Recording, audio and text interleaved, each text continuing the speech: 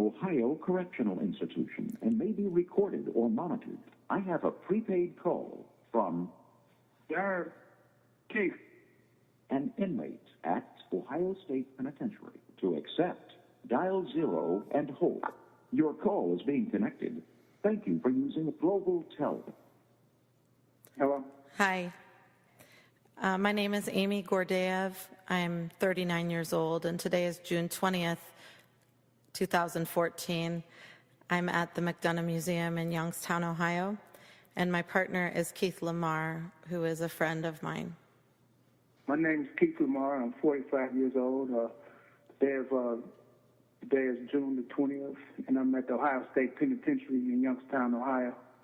I'm a death row prisoner, and Amy Gordiejew is my friend. So, Keith, do you want me to tell about who you are, and then you tell about who I am? Yes. You tell about how we met and everything, how you came into my life and everything. Yeah, and I think that's a good place to start.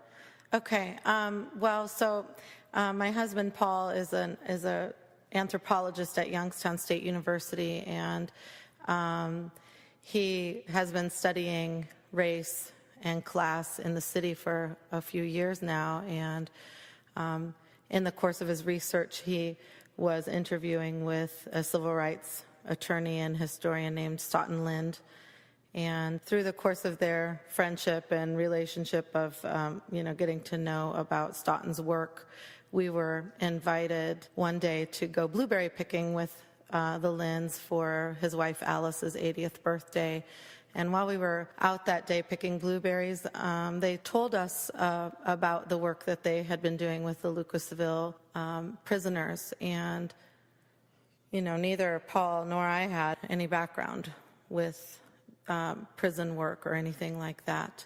But there were some important things that Paul wanted to look at, with what was going on inside of the prisons with regard to race. So one day he visited with Stoughton, another inmate who's one of your friends, Keith. And so they had an exchange, and I think at that point I really wasn't interested about going in or anything like that. In fact, I can remember that day with Alice thinking, why would these people be so concerned about inmates that had been accused of some terrible things, and so my mind wasn't really open. I would say my heart probably wasn't really open either. And then what changed for me was that Paul had a really positive experience, and in time, our son Daniel, who was probably about 6 at the time, asked Paul if he could draw a picture for that man that he was visiting, and the other guy wrote a letter to my son, and I think that's really what endeared me to the idea that there's a lot of heart inside of the prison with people that live there, because I saw through this letter how much that little act of a drawing from a little boy touched this man. So anyway, in time, he asked us to visit you after he was transferred away, and that's how we met you, So I think at that time, you might have written him a letter, Keith, and expressed the urgency of your situation, and he asked us, please check on you, because he was really concerned, since you're on death row, that I think he equated that to mean that maybe you had received an execution date. So that's how that started. We began to visit. Right. Yeah. Yeah. I had received an adverse ruling, and I had wrote my friend Prentice and expressed that to him. And I think, as you said, he wrote you and told you about the ruling that I had received, which moved me one step closer to execution. And since you and Paul were here in Youngstown, or close to Youngstown, he wanted to know that could y'all come visit me, and y'all ultimately did. And I think it was shortly thereafter, that we struck up a friendship after I exchanged a few letters with Paul. And this call is originating from an Ohio correctional institution and may be recorded or monitored. And I think later on, not too long after that, the 20th anniversary was coming up, the Lucasville prison uprising, and I wanted you to help me edit this booklet that I had written about my case, and that's how you and I really became friends once we started working on this manuscript. write this reshaped manuscript, Condemned. And, yeah, I think that's how we met and became friends, basically just by working on the manuscript after you and Paul came to see me that first time, yeah. What did you think about endeavoring into that kind of work with somebody who comes from like totally different world than what you've come from? Were you scared of how that would work out, or?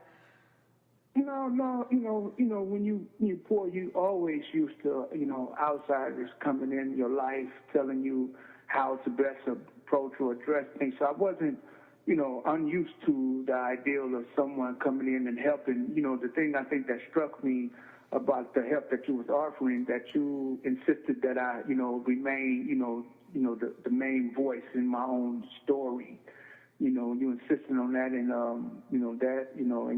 showed a lot of patience in me being able to tell my story. But yeah, I think it wasn't odd or anything, but the difference was that you insisted that I just tell my own story, and provided me an opportunity to do that, and so that's what I think was the main difference.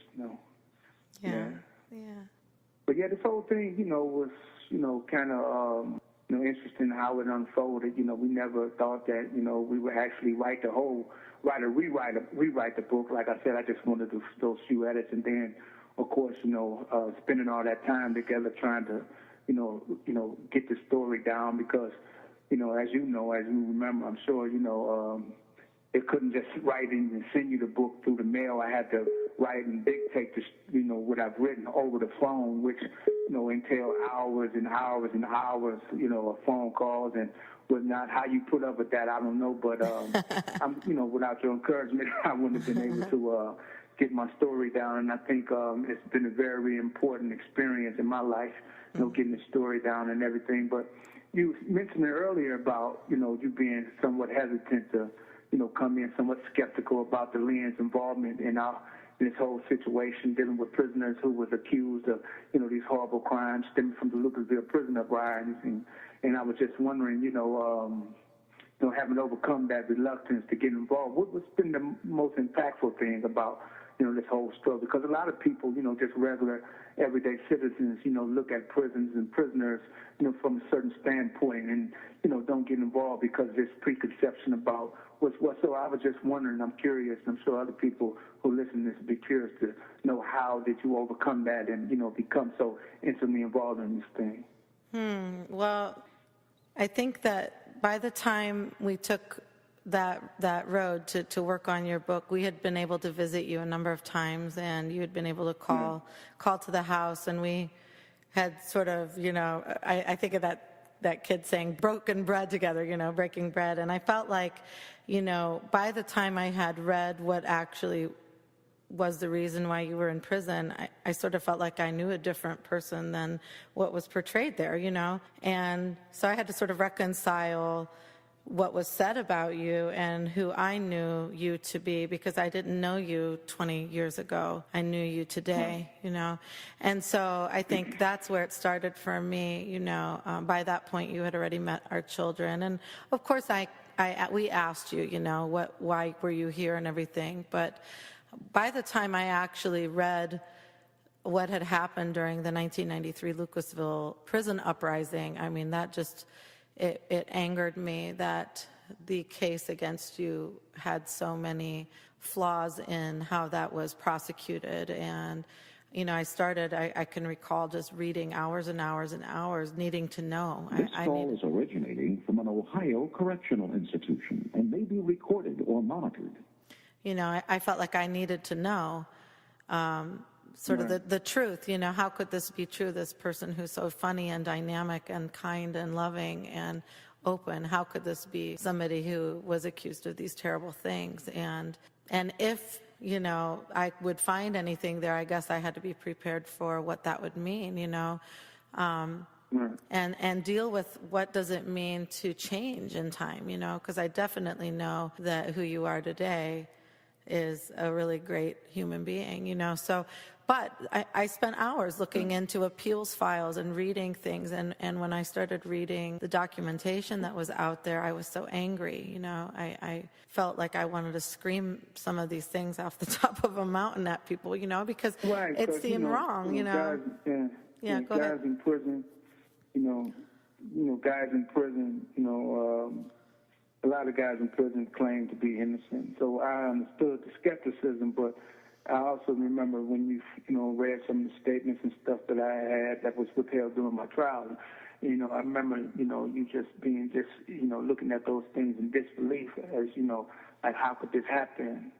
And I remember that, but, that too was the thing that I had experienced. People, once they read, it's one thing, to hear about these horrible crimes and then, learn that a person has been through a trial, and you would think through that process, that everything was on the up and up and that this person is guilty and all this, that, and the third, but, every time somebody read the statements and read the evidence and learn that it's not as clear-cut as they had anticipated, it's a sense of shock, but that's the end of it. It's a sense of shock, people go on with their lives, but and Paul and all the other people who have came on board has, no, we're not going to accept this. And, so, that's, I think, what the genesis of the book, you just feeling like, hold up, man, people need to read this story. And so, so I think that's been the whole thing. And just, learning about, my childhood and learning about where I came from and, what I've been through growing up. I was in prison for murder. And, I was in a shootout and a guy, I shot, lost his life. I was shot myself. I survived that ordeal and was sent to prison, and the person I was shot who came to rob me, he unfortunately lost his life. And so, people, when they hear about, you was in prison for murder already, why should we believe you, this and that, all those are legitimate and reasonable, questions. But, I think once people, delve into it and just realize that I just, just look at the situation in context, people have become more open just to listen to the story and whatnot. But, yeah, so, that's been real interesting for me just to see your,